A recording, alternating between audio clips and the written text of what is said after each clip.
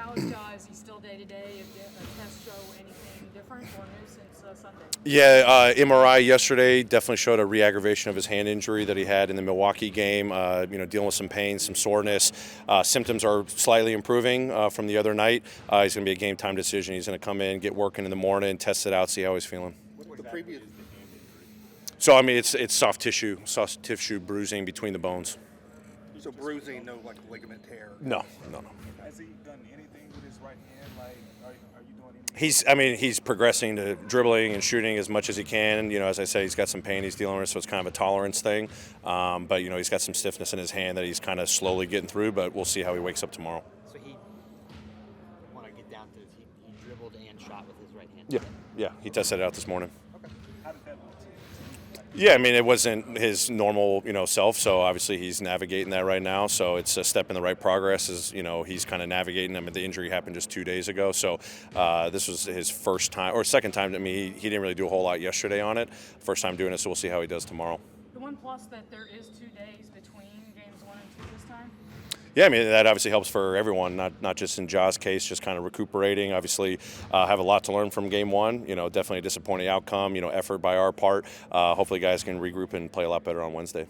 Ja said that if he felt he was going to be hurting the team, he wouldn't go.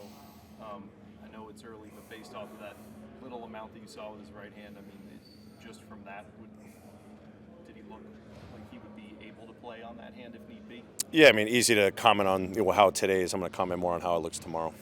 How has Tyus sort of been that security blanket for you this year when he hasn't been able to get it? How is he able to sort of replicate what Ja does and keep the offense productive? Yeah, I mean, Tyus has been phenomenal when he's had to step into the starting role. He'll be prepared, if Ja ends up being out for tomorrow. We've been down this road before. He sets a tone for us with his playmaking, pace of play, how he moves the ball, sets his teammates up. We don't have to change our system a lot, as I've always commented.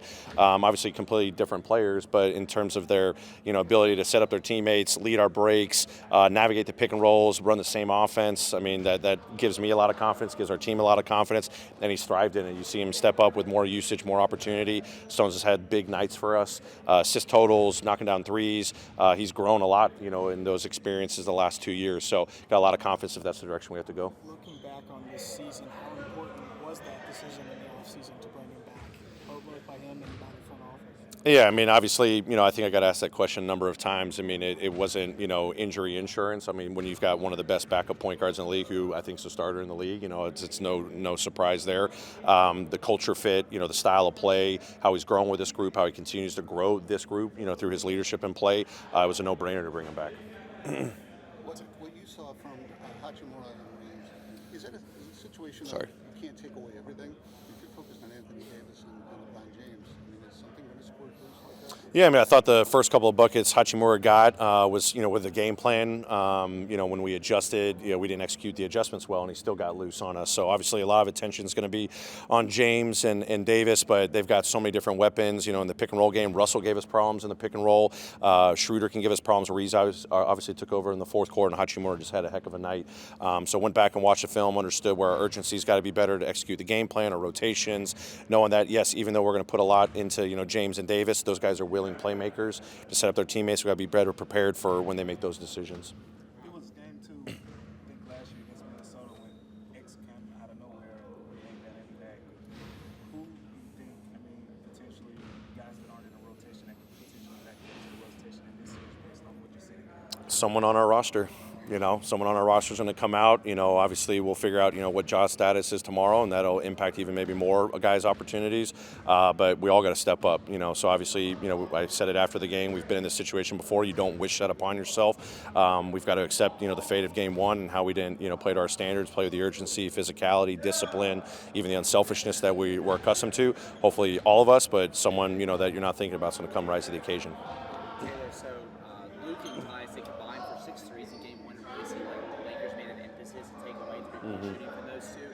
What did you notice from those coverages? What you could probably find in those coverages to open up some 3-point opportunities for those two guys? Yeah, I mean, I think they did a really good job limiting our transition opportunities. They started, denying in the full court after free throws, after made baskets. Vanderbilt, Schroeder, that limited our ability to get out and really run and create just easy opportunities where those guys usually thrive. Stones in transition, Luke in transition.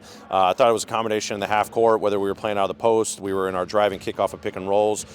Sometimes they were denying them, but sometimes they were off them. We were just missing opportunities. So, combination of good discipline on their game plan, but also windows of opportunity that we missed.